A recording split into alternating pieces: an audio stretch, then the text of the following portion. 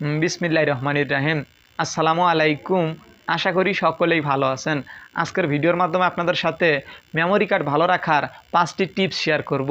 যেই টিপসগুলো মেনটেন করে আপনার মোবাইল ফোনের মেমোরি কার্ড ব্যবহার করলে আগের তুলনায় আপনার মোবাইল ফোনের মেমোরি কার্ড বেশি দিন লাস্টিং করবে এবং সর্বদাই ভালো থাকবে। তো আপনি যদি আপনার মোবাইল ফোনের মেমোরি কার্ডকে সর্বদাই সুরক্ষিত রাখতে চান এবং বেশি দিন লাস্টিং করাতে চান, তাহলে আজকের এই সম্পূর্ণ ভিডিওটি কন্টিনিউ করতে পারেন। তো আপনি যদি এখন পর্যন্ত আমাদের এই চ্যানেলটি সাবস্ক্রাইব করে না থাকেন, যদি মনে করেন আমাদের এই চ্যানেল থেকে কিছু শিখতে পাচ্ছেন, তাহলে নিচ থেকে সাবস্ক্রাইব করে এখনই আমাদের চ্যানেলের সদস্য হয়ে যান। আর হ্যাঁ, ভিডিওটি ভালো লাগলে অবশ্যই ভিডিওতে একটা লাইক করে দিন। আর যদি ভিডিওটি ভালো না লাগে তাহলে অবশ্যই আমার মাথায় একটা বাড়ি দিয়ে যান। তো চলুন জেনে নেই যে আসলে মেমোরি কার্ড ভালো রাখার 5টি টিপস কী।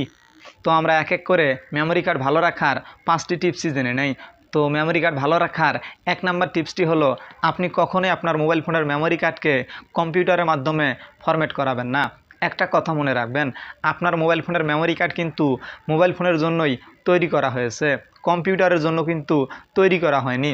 সো এই বিষয়টা আপনারা খুবই সতর্ক থাকবেন। তো যদি কখনও আপনার মোবাইল ফোনের মেমোরি কার্ডকে ফরম্যাট করতেই হয়, তাহলে আপনি চেষ্টা করবেন আপনার মোবাইল ফোনের মাধ্যমেই ফরম্যাট করার। তো এবার আসি মেমোরি কার্ড ভালো রাখার 2 নাম্বার টিপসটিতে। মেমোরি কার্ড ভালো রাখার 2 নাম্বার টিপসটি হলো, আপনি কখনই আপনার মোবাইল ফোনের মেমোরি কার্ডকে পেন ড্রাইভ হিসেবে ব্যবহার করবেন না।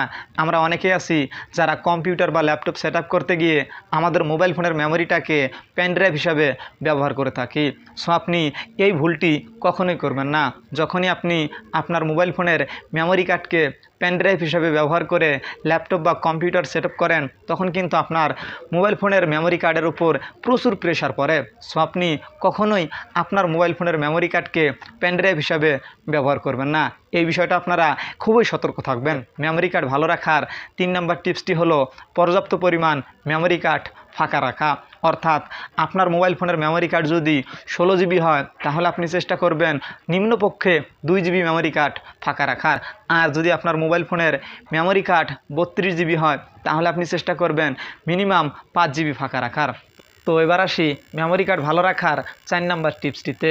মেমোরি কার্ড ভালো রাখার 4 নাম্বার টিপসটি হলো, আপনি কখনই আপনার মোবাইল ফোনের মেমোরি কার্ডকে কার্ড রিডারের মাধ্যমে লোড করবেন না। যদি আপনার মেমোরিকে লোড করার প্রয়োজন হয়, তাহলে আপনি চেষ্টা করুন ডাটা কেবল ব্যবহার করে আপনার মোবাইল ফোনের মেমোরিকে লোড করার। কেননা যখন আপনি আপনার মোবাইল ফোনের মেমোরি কার্ডকে কার্ড রিডারের মাধ্যমে লোড করবেন, আপনার মোবাইল ফোনের মেমোরি কার্ডটি অতিরিক্ত প্রেশার পড়ার কারণে গরম হয়ে যায়। আর এরকমভাবে বেশ কিছুদিন গরম হওয়ার ফলে দেখবেন যে একসময় আপনার মোবাইল ফোনের মেমোরি কার্ডটি আর সাপোর্ট করতেছে না, অর্থাৎ নষ্ট হয়ে যাবে। সো এই বিষয়টা আপনারা একটু সতর্ক থাকবেন। অর্থাৎ যদি আপনার মোবাইল ফোনের মেমোরি কার্ডকে লোড করার প্রয়োজন হয়, তাহলে আপনি চেষ্টা করুন ইউএসবি কেবলের মাধ্যমে মেমোরিটা লোড করার। তো এবার আসি মেমোরি কার্ড ভালো রাখার 5 নাম্বার টিপসটিতে।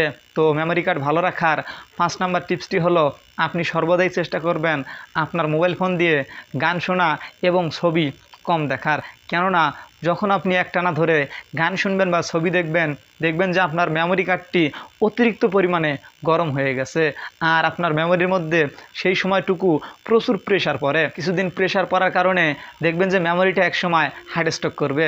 অর্থাৎ সে আর সেই প্রেশারটা অর্থাৎ সেই কষ্টটি সহ্য করতে পারবে না। সহ্য করতে না পারায় দেখবেন যে মেমোরিটি নষ্ট হয়ে গেছে। সো আপনারা এই বিষয়গুলো মেনটেন করে যদি আপনাদের মেমোরি কার্ড ইউজ করেন, তাহলে আমার মনে হয় আগের তুলনায় আপনাদের মেমোরি কার্ড কিছুদিন হলেও বেশি লাস্টিং করবে এবং সবসময় মেমোরি কার্ড ভালো থাকবে। তো ভিডিওটি ভালো লাগলে অবশ্যই ভিডিওতে একটা লাইক করবেন এবং কমেন্ট করে আপনার মতামত জানাবেন।